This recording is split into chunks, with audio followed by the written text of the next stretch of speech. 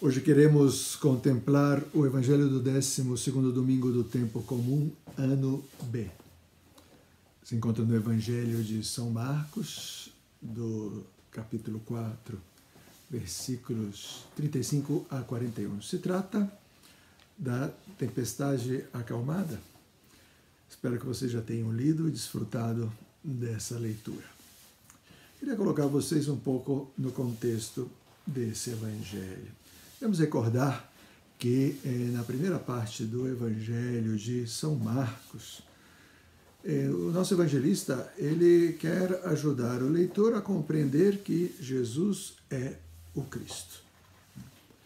Então, pois ele está no contexto dos próprios discípulos. Ele quer entrar no coração do pensamento judeu e ajudá-los a compreender que este homem misterioso que faz milagres, que faz curas, que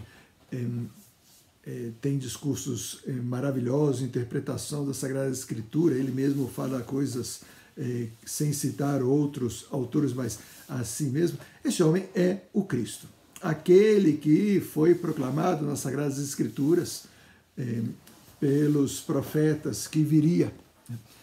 Ele é Jesus. É nesse contexto que nós entendemos essa passagem, porque Jesus ele quer atiçar nos discípulos algo mais do que simplesmente um profetismo ou um curandeirismo. Quer ajudar os discípulos a compreenderem uma verdade mais profunda. Jesus é o Cristo que o Pai prometeu que enviaria, e que todos os profetas anunciam. Então começa a narração dizendo que, ao cair da tarde, pois eles saíram no barco, querendo passar para a outra margem, deixando lá a multidão.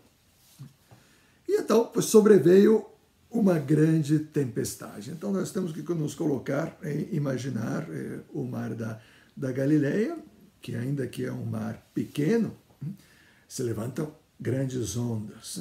Não sei se quem de vocês já teve a oportunidade de estar em um barco no meio do mar, no meio de uma tempestade.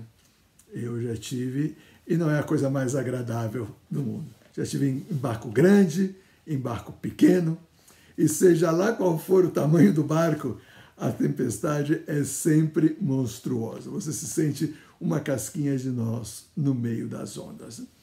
Então, a barca de pedra não era que fosse uma barca muito grande, cabiam 12 pessoas, mas não muito mais do que isso. E então, pois eles estavam navegando e se levanta essa tempestade. Logicamente que os discípulos começam a colocar-se ao trabalho para tentar manter o barco navegando, tirando a água, recolhendo as velas, remando o que podiam, o vento batendo, as velas tremulando demasiado, as ondas se levantando, então o barco trepidando muito, subindo e descendo, entrando água para tudo quanto é lado. E eis que eles olham para a popa é a parte de trás do barco, e veem a Jesus, que estava placidamente dormindo, apoiado em um travesseiro. Quem pode dormir nessas circunstâncias? É para não acreditar que estava acontecendo isso. E então, pois, os discípulos o despertam com esse desespero. Mestre, não te importa que pereçamos?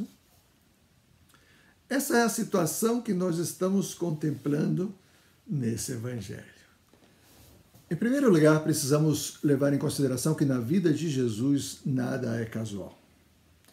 Todos os seus gestos e palavras são intencionais. Ele sempre está querendo revelar alguma coisa. E se está no Evangelho, vem ainda a ação do Espírito Santo no evangelista que quis colocar aquele texto ali.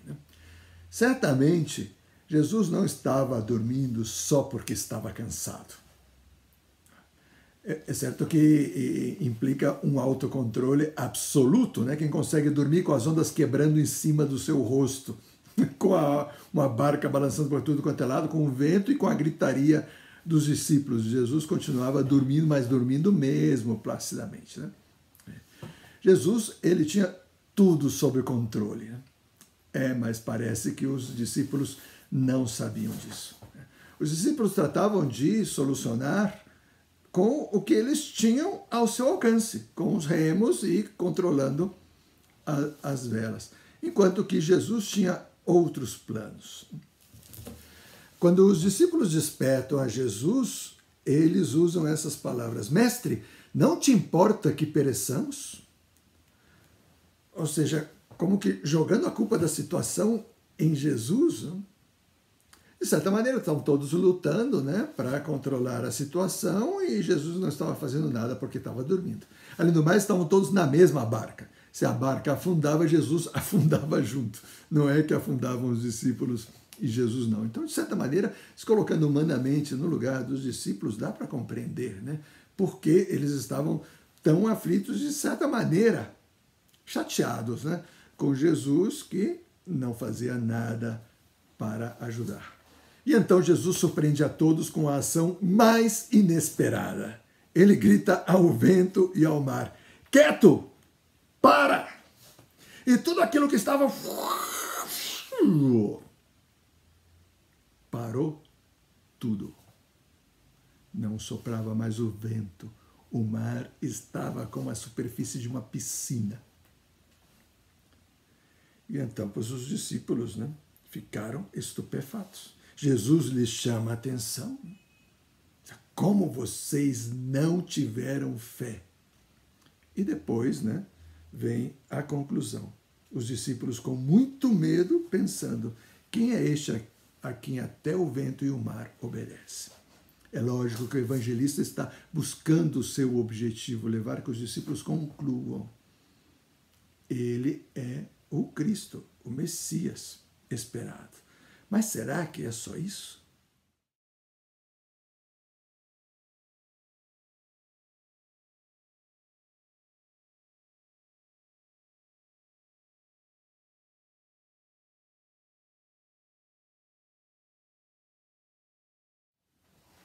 O que será que a tempestade simboliza nesta narração? Ela não é casual, né? Certamente é uma tempestade natural, mas o evangelista quis mostrar um simbolismo. Né? Essa tempestade simbolizava a alma dos discípulos, uma situação sem controle, no qual eles não sabiam o que acontecia. Mas, sobretudo, queria simbolizar ainda mais o seu intelecto, a sua compreensão, a sua capacidade de compreensão. Eles tentavam compreender Jesus com seus olhares humanos. E Jesus lhes escapava, de tal maneira que se fazia uma tempestade no seu intelecto. Eles estavam completamente à mercê de uma situação que os superava, uma situação cultural, uma situação do ambiente de Israel, que não se imaginava um Messias que fosse tão contraditório como Jesus. Porque Jesus, ao mesmo tempo que vinha dando sinais de que era o Messias esperado, porque ele fazia curas, porque ele falava com palavras fortes e tal, ele não assumiu nenhuma posição de liderança em direção à revolução contra os romanos, que todos estavam esperando. Então, essa era a tempestade que estava dentro da mente dos discípulos. Por que Jesus chama a atenção aos discípulos? O que Jesus esperava que eles fizessem? Eles não fizeram aquilo que qualquer um de nós faria no lugar deles? Então, por que Jesus ficou espantado? Justamente porque Jesus, depois de ter feito tudo o que ele tinha feito, os discípulos deveriam ter dado o salto da fé. A fé é quando as coisas ilógicas acontecem, por confiança de que Deus vai atuar. Era completamente ilógico o que estava acontecendo, mas se eles tivessem atuado com fé, aquilo deixaria de acontecer. Quem sabe, se eles tivessem simplesmente esperado, Jesus se teria levantado e salvado. Não sei, é uma situação que talvez só mesmo perguntando a Jesus, né, como ele gostaria de atuar. Né? Mas o que sim ele esperava era a fé. Essa fé que é uma confiança. Uma confiança não é uma entrega ao absurdo, não é irracional, é suprarracional. Ou seja, parte da razão, mas se entrega a uma ação de Deus que supera a minha capacidade de compreensão, a minha capacidade de entendimento. Boa reflexão e que Deus les abençoe, em nome do Pai, do Filho e do Espírito Santo. Amém.